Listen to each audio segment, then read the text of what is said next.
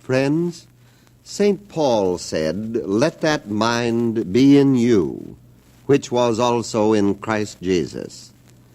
And when we stop and think about the wonderful things that Jesus did, how it was that he could heal the sick and feed the multitude and even raise the dead, the idea of having the same mind is attractive to us. For there is none who would not like to do what Jesus did. There are many situations in life when we feel inadequate to solve our problems, when we feel incapable of doing the things we are called on to do. And because of this, we all are searching to find a power greater than we are, a power that can help us to do the things that we would like to do. Jesus explained to his followers that he of himself could do nothing. It was the Father within him who did the works. Jesus had found an inner source of spiritual power that he could draw on. And we should be encouraged by the fact that Jesus told us the same power was in all men that was in him. So those of us who have studied the meaning of his words and have tried to understand this thing called life have desired to discover within ourselves this spiritual essence, this Father within us, this power that can heal and make whole. Now, sometimes the very simplest things in life will teach us the greatest lesson. Perhaps there is a good illustration in the common magnet, an illustration that will help to explain our oneness with God and help to reveal to us the unlimited power of a spiritual magnetism which we all possess. All of us have seen a magnet. Perhaps we have wondered at the invisible power that makes the needle turn toward the North Pole. To those who do not understand the power of magnetism, it is a mysterious thing that the compass needle should always turn toward the North Pole. But if we understand the way it works, not only does it remove the mystery, it provides us with a better understanding of the relationship between our thinking and the mind of God. It isn't by an accident that the compass needle turns to the North Pole, for there is an intimate relationship between the needle and the pole that draws it. This relationship is explained when we realize what it is that the magnet does to the needle. The magnet makes the needle like itself. The needle is composed of countless numbers of tiny particles called molecules, and these particles are in a constant state of motion. The reason that the needle is pulled toward the pole is because the magnetism of the North Pole moves all these tiny particles in the piece of steel in such a way that they move in the same direction, and in the same direction as the particles or the molecules in the North Pole. And when these tiny particles in the compass needle are moving in the same direction, when they are moving with the same motion as the particles in the North Pole, then there is an activity in each of them that is exactly alike. The magnetic power of the North Pole directs the action of the molecules in the needle that is drawn to it.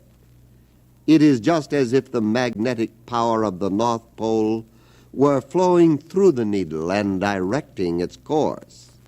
For you see, the needle then is being guided by an invisible power, and a power that is greater than it is. This is an important thing to consider in the relationship between the needle and the magnet. Before the magnetic power began to direct the tiny particles or the molecules of the needle, all these molecules were going in different directions. and they were in a state of confusion.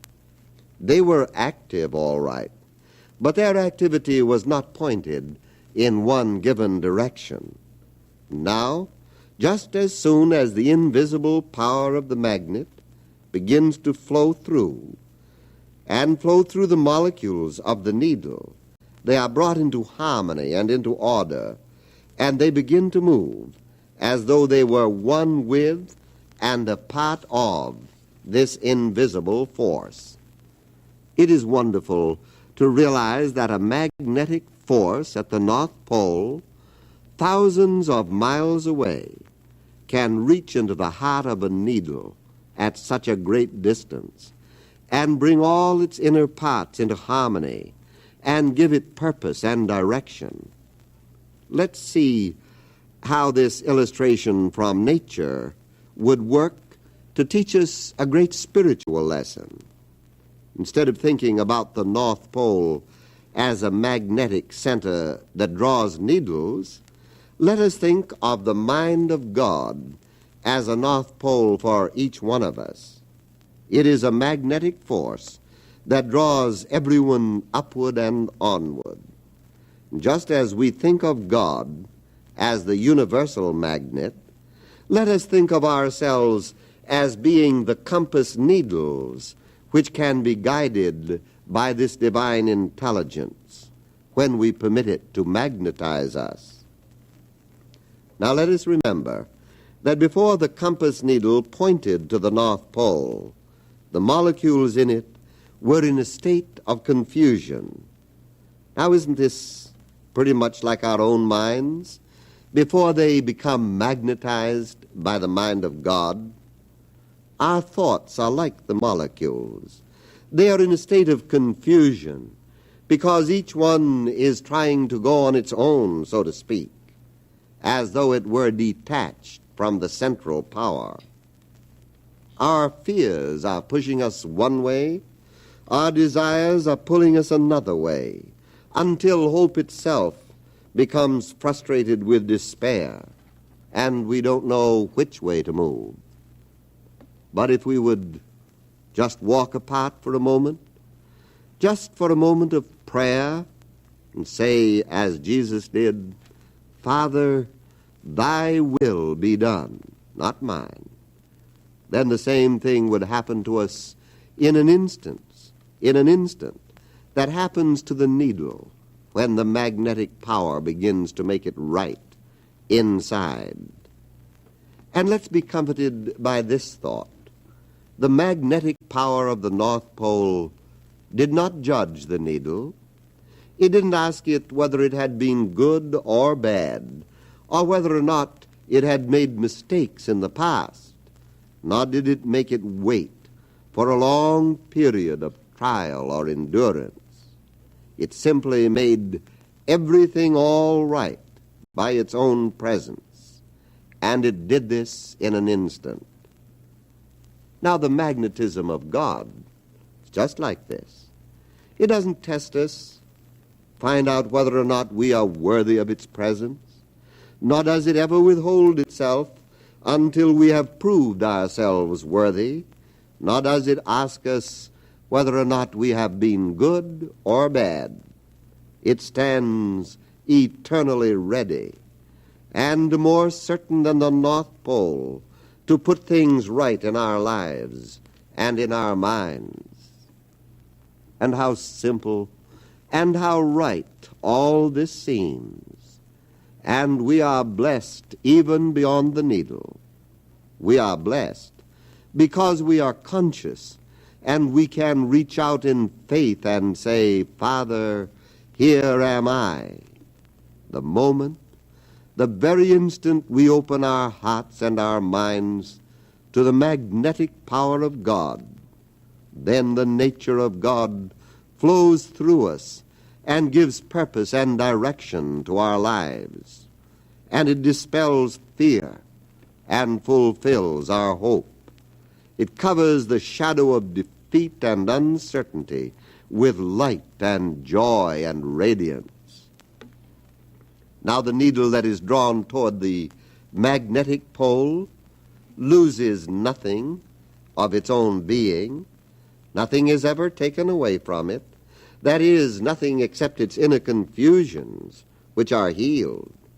And when we, in faith and trust and confidence, become magnetized with the power of God, we shall lose nothing of the joy and the happiness of our lives. Nothing is taken away from us but confusion. And who among us would not be free of the inner conflicts that have brought only despair and heartache into our lives? Yes, letting that mind which was in Christ Jesus, which is the magnetic mind of God, be also in us, is a matter of affirmative prayer and of right thinking. Think what a wonderful thing it would be if our lives were governed by the perfect mind, the mind that knows only happiness, only beauty and wholeness. And each one of us has a divine right to expect this magnetic relationship for himself and for others. And if we would stop and realize it, most of us already have used this magnetic power in one way or in another. We have sat across the room from someone who is laughing, and the laughter has reached our ears, and something within us has responded to the joy and the music of the laughter and has made us a part of it. Then we wanted to laugh too.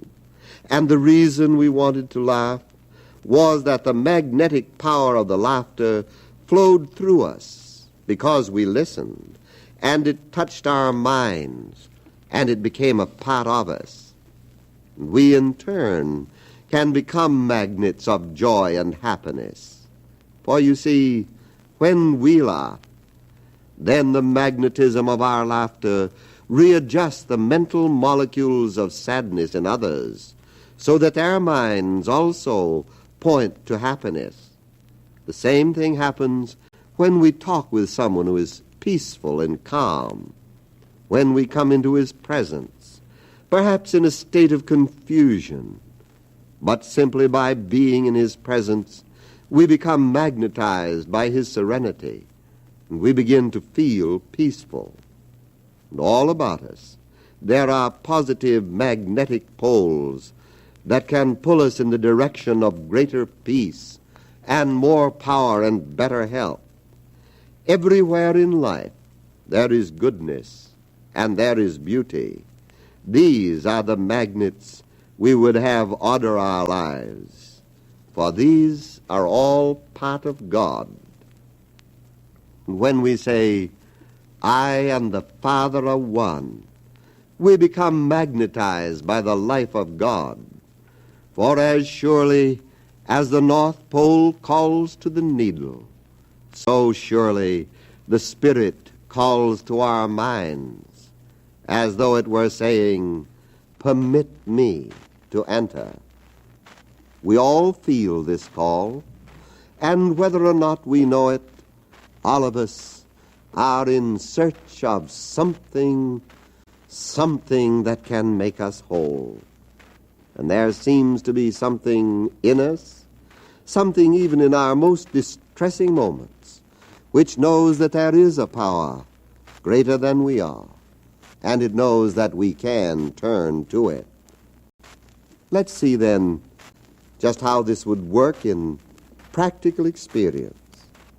Suppose we should find ourselves in confusion inwardly and surrounded by confusion outwardly, until our thoughts are like the molecules in a piece of steel that were going first one way and then another way and getting nowhere. Now, instead of fighting the current of the stream of life, how much better it would be if we would sit on the bank for a while and find a place of peace in our minds, so that when we re-enter the stream, we shall be carried along by its current to an ocean of fulfillment. But just what should we do if we find ourselves in the midst of this confusion? First of all, We should realize that there is a power, a divine magnetism, which can heal our confusion. We do not have to heal it. We have to point our thoughts toward the power that can. So we may say to ourselves, God is not confused, and my life is God's life. God is infinite and perfect peace, and this infinite and perfect peace governs my thoughts and my actions. And because my thoughts and actions are governed by the presence of a peace that is never disturbed, I know that whatever confusion there is shall pass away. Let's live with this until it becomes real to us, until there is nothing in our hearts that argue against it. Let's live with it until we feel and know it without question. Sometimes we have to tell ourselves over and over again what the truth is. But let's do it. Let's keep at it until peace comes. Jesus said to pray without ceasing. And so as often as necessary, let's be quiet and know that God is peace. And as surely as we do this, peace will come. Let's see how this works out in acquiring self-confidence. For just as surely as this principle can be used to bring peace into our lives, it can be used to bring us confidence.